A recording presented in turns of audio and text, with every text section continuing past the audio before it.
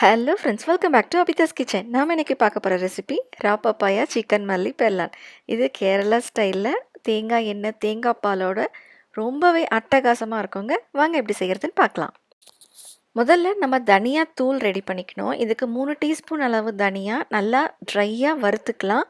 நல்லா மணமான பிறகு இதை வந்து மிக்சி ஜாரில் மாற்றி நம்ம ஒரு ஃபைன் பவுடராக அரைச்சி வச்சுக்கலாம். அடுத்து குக்கர் இல்லை நல்லா அகலமான பேனில் 2 டேபிள் ஸ்பூன் அளவு தேங்காய் எண்ணெய், இதில் பட்டை, லவங்கம், ஏலக்காய், சீரகம் 1 டீஸ்பூன், சோம்பு 1 டீஸ்பூன்.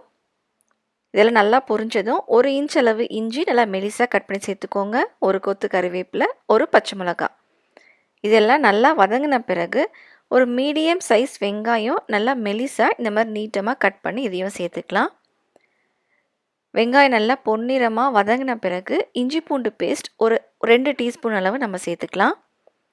இஞ்சி பூண்டோட பச்சை வாசனை போனதும் ஒரு மீடியம் சைஸ் தக்காளி, இது கூட தேவைக்கேற்ற மாதிரி உப்பு சேர்த்து நல்லா தக்காளி மசிஞ்சு வர வரைக்கும் நல்லா இந்த மாதிரி வதக்கிக்கோங்க. இப்போ வெங்காயம் தக்காளி நல்லா வதங்கிருச்சு. இப்போ மஞ்சள்தூள் சேர்த்துக்கலாம் 1/4 டீஸ்பூன், மிளகாய்த்தூள் 1/2 டீஸ்பூன், நம்ம முன்னாடியே அரைச்சி வச்ச தனியாத்தூள். நம்ம சேர்த்த மசாலாலாம் பச்சை வாசனை போனதும் நம்ம சிக்கன் சேர்த்துக்கலாம். நான் சிக்கன் வந்து மஞ்சத்தூள் போட்டு வாஷ் பண்ணி வச்சுருக்கேன். ஒரு 1/2 கிலோ அளவு நான் சேர்த்துக்கிறேன். இப்போ தண்ணி எதுவும் சேர்க்காம 1 நிமிஷம் போல் நல்லா வதக்கிக்கலாம். இப்போ நான் பப்பாளி காய் வந்து ஒரு 1/4 கிலோ அளவு எடுத்திருக்கேன். ரொம்ப சின்ன சின்னதாக கட் பண்ணாமல் கொஞ்சம் மீடியம் சைஸாக கட் பண்ணிக்கோங்க. சிக்கன் சைஸுக்கு இருந்தால் கரெக்டாக இருக்கும். இப்போ இதையும் இந்த சிக்கனோட சேர்த்துக்கலாம்.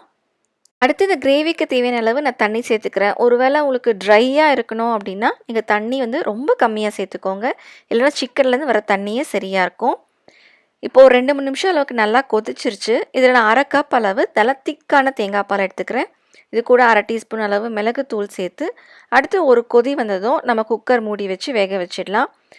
இந்த பப்பாளி காய் வந்து வேகிறதுக்கு அட்லீஸ்ட் ஒரு 1/4 மணி நேரமாவது ஆகும். அதனால் நான் ஒரு விசில் குக்கரில் வச்சு எடுத்துக்கிறேன்.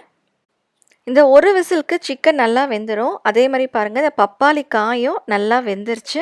கடைசியாக கொஞ்சமாக கறிவேப்பிலை சேர்த்து அடுப்பை ஆஃப் பண்ணிடலாம். ரொம்பவும் அட்டகாசமான ரா பப்பாயா சிக்கன் மல்லி பெர்லான் சூப்பராக ரெடி ஆகிடுச்சு.